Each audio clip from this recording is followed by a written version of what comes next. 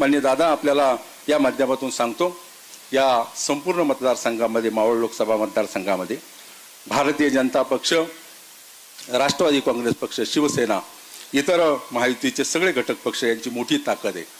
या ताकदी जर एकत्रपणे झाली तर समोरच्याचं डिपॉझिट देखील राहणार नाही, मी आवर्जून सांगतो। पण जाणीवपूर्वक काही जण नात्यागोत्याचं राजकारण पुढे करण्याचं काम करतात। नातीगोती सगळ्यांची आहेत। मी तुम्हाला सांगतो, माझं देखील नातं खूप मोठं आहे। माझी थोरली वहिनी वाघेऱ्यांची आहे, कदाचित तुम्हाला माहिती नसेल। शेवटी हे नातं सांगायची ही वेळ नाही, ही देशाची निवडणूक आहे।